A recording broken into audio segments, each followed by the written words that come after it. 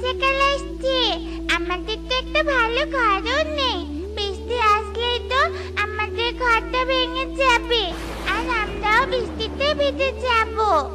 হ্যাঁ মা, দিদি তো ঠিক কথাই বলেছে। আমাদের একটা নতুন ঘরের খুব প্রয়োজন। মা, তুমি বলো না আমাদের কবে একটা নতুন ঘর বানাবে? বাবা রকি, তোরা কোনো চিন্তা করিস না, আমি ঠিক একটা ব্যবস্থা করব।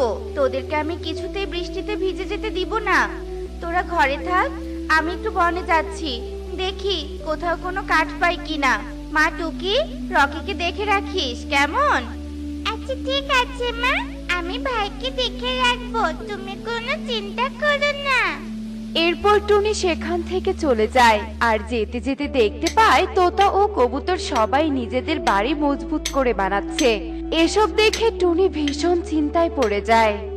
কবুতর দাদা, তোমার নিজেদের বাড়ি নতুন করে বানাচ্ছো, আর এদিকে আমি ঘর বানানোর জন্য কোনো কাঠই খুঁজে পাচ্ছি না। হে সৃষ্টিকর্তা, এখন আমি কি করব? টুনি, তুই এত চিন্তা না করে বনে গিয়ে কাঠ খুঁজতে থাক, নিশ্চয়ই তুই কাঠ খুঁজে পাবি। হ্যাঁ কবুতর দাদা, আমি তাই করছি।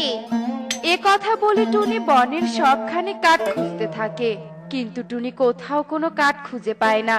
তাই টুনি এদিক ওদিক তাকাতে থাকে। তখন টুনি কিছু কাঠ পড়ে থাকতে দেখে আর কাঠগুলোর সামনে এগিয়ে যায়। এই তো, আমি এখানে কিছু কাঠ খুঁজে পেয়েছি। আমি বরং এই কাঠগুলো বাড়িতে নিয়ে যাই আর নতুন করে একটা ঘর বানিয়ে ফেলি। এ কি টুনি, তুই এই কাঠগুলোর পাশে ঘুরঘুর করছিস কেন? আসলে সুখী দিদি, এই কাঠগুলো আমি এখানে কুড়িয়ে পেয়েছি। আমার আগের ঘরটা অনেক পুরনো হয়ে গেছে, তাই ভাবছি এই কাঠগুলো নিয়ে গিয়ে নতুন করে একটা ঘর বানাবো। না না, এই কাঠগুলো তুই নিতে পারবি না, কারণ এই কাঠগুলো দিয়ে আমি ঘর বানাবো। না সুখী দিদি, তুমি এমনটা করো না। এই কাঠগুলো তুমি আমাকে দিয়ে দাও, না হলে যে আমি ঘর বানাতে পারবো না। আর ঘর বানাতে না পারলে যে আমার ছানারা বৃষ্টির পানিতে ভেসে যাবে। আমি তোর কোনো কথা শুনবো না। আমি যখন বলেছি কাঠগুলো আমি নিব, তার মানে আমি নিব। এ কথা বলে সুখী পায়রা কাঠ নিয়ে সেখান থেকে চলে যায় আর টুনি কিছুই বলতে পারে না। টুনি মন খারাপ করে বাড়িতে চলে আসে। মা, তুমি খালি হাতে ফিরে এলে যে, কাঠ খুঁজে পাওনি? না রে মা, কাঠ খুঁজে পাইনি। যেটুকু কাঠ পেয়েছিলাম সেটুকু কাঠও সুখী দিদি আমার কাছ থেকে কেড়ে নিয়ে গেছে। তাহলে এখন আমাদের কি হবে মা? টুনি যখন তার ছানাদের সাথে কথা বলছিল তখনই জোরে বাতাস শুরু হয়। আকাশ পুরো অন্ধকার হয়ে যায় আর কিছুক্ষণের মধ্যে প্রচন্ড বৃষ্টি শুরু হয়ে যায়। আর বৃষ্টিতে টুনির পুরনো ঘরটাও ভেঙে যায়। একে মা, আমি তো বৃষ্টিতে ভিজে যাচ্ছি। মা, আমাদের তো ভীষণ ভয় করছে।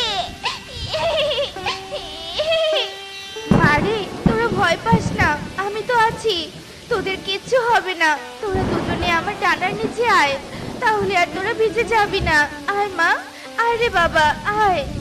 টুকি ও রকি টুনির ডানার নিচে গিয়ে আশ্রয় নেয় আর কিছুক্ষণের মধ্যে বৃষ্টিও থেমে যায়। মা, বৃষ্টি তো থেমে গেছে, কিন্তু আমাদের ঘরটা যে ভেঙে গেছে। এখন আমরা কোথায় থাকবো মা? তোরা কোনো চিন্তা করিস না, আমি তো আছি। আমি ঠিক তোদের জন্য একটা আশ্রয়ের ব্যবস্থা করব। তোরা বরং এখন গাছের নিচে বসে থাক, আমি এক্ষুনি আসছি। এরপর টুনি সাহায্যের জন্য ঈগলের কাছে যেতে থাকে। তখন টুনি পথে একটা লাল সিঁড়ি দেয়া বাঁশের ঘর দেখতে পায়। তা দেখে তো টুনি অবাক হয়ে যায়। ও মা, লাল সিঁড়ি দেয়া কি সুন্দর একটা বাঁশের ঘর! আমি তো এমন ঘর কখনো দেখিনি।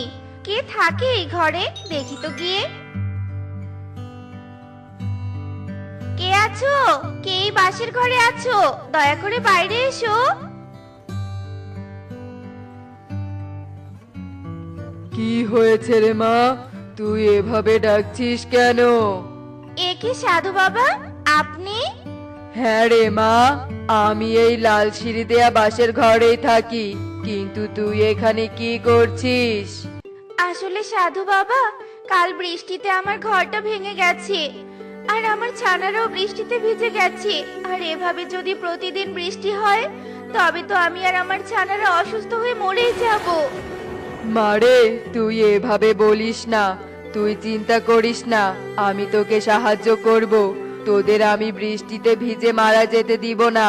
তোকে আমি এক্ষুনি আমার ঘরের পাশে লাল সিঁড়ি দেয়া বাঁশের ঘর বানিয়ে দিচ্ছি। তুই তোর ছানাদের নিয়ে এখন থেকে এই ঘরেই থাকতে পারবি।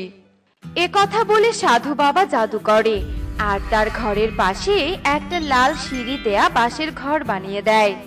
মারে, যা তোর ছানাদের এখানে নিয়ে আয়। তোর ছানারা হয়তো তোর জন্য অপেক্ষা করছে। সাধু বাবা, আপনাকে অনেক ধন্যবাদ। আপনার এই ঋণ আমি কখনো ভুলবো না। আমাকে ধন্যবাদ দিতে হবে না রে মা।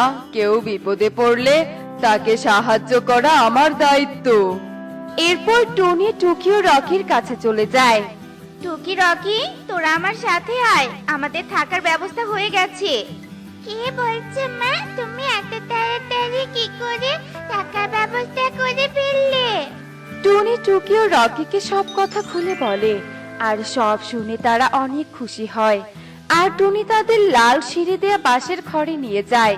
আর পাশাপাশি লাল সিঁড়ি দেয়া বাঁশের ঘর দেখে টুকি ও রকি অবাক হয়ে যায়। মা, লাল সিঁড়ি দেয়া বাঁশের ঘর দুটো তো অনেক সুন্দর। এই দুটো ঘরে কি আমরা থাকবো? বাবা রকি, একটা ঘরে আমরা থাকবো আর একটা ঘরে সাধু বাবা থাকবে। ও আচ্ছা, এই ব্যাপার। তবে চলো আমরা আমাদের নতুন ঘরে প্রবেশ করি। এরপর থেকে টুনি তার ছানাদের নিয়ে লাল সিঁড়ি দেয়া বাঁশের ঘরে থাকতে শুরু করে। আর এভাবে বেশ কিছুদিন কেটে যায়। আর একদিন বনে প্রচন্ড বৃষ্টি শুরু হয়ে যায়। আর বৃষ্টিতে বনের পাখিদের সব ঘর ভেঙে যায়। আর বনের পাখিরা থাকার জন্য আশ্রয় খুঁজতে থাকে। কবুতর, তোতা, আমাদের তো ঘর ভেঙে গেছে। আমাদের থাকার জন্য একটা আশ্রয়ের ব্যবস্থা করতে হবে। হ্যাঁ সুখী, তুমি ঠিক বলেছো। চলো আমরা দেখি কোনো ব্যবস্থা করতে পারি কিনা। এরপর তারা এদিক ওদিক আশ্রয় খুঁজতে থাকে। তখন তারা লাল সিঁড়ি দেয়া দুই বাঁশের ঘর দেখতে পায়। আর লাল সিঁড়ি দেয়া দুই বাঁশের ঘরের সামনে এগিয়ে যায়। একি টুনি, তুই এই লাল সিঁড়ি দেয়া বাঁশের ঘরে থাকিস? কিন্তু বৃষ্টিতে তো বনের সব পাখিদের ঘর ভেঙে গেছে। তাহলে তোর ঘর ঠিক আছে কি করে? এরপর টুনি সুখী পায়রাকে সব কথা খুলে বলে। আর সব শুনে সুখী পায়রা সাধু বাবাকে বলতে থাকে, সাধু বাবা, দয়া করে আপনি আমাদেরও সাহায্য করুন। আমাদের যে একটা থাকার জায়গা ভীষণ প্রয়োজন। না, তোরা সাহায্য পাওয়ার যোগ্য নোস। অন্যের বিপদে যে পাশে দাঁড়ায় না তাকে আমি সাহায্য করি না। সাধু বাবা, আমরা আমাদের ভুল বুঝতে পেরেছি। দয়া করে আপনি আমাদের সাহায্য করুন। টুনি বোন, তুইও আমাকে ক্ষমা করে দে। সেদিন তোর কাছ থেকে কাঠ কেড়ে নেয়া আমার একদম উচিত হয়নি। আমি আমার ভুল বুঝতে পেরেছি।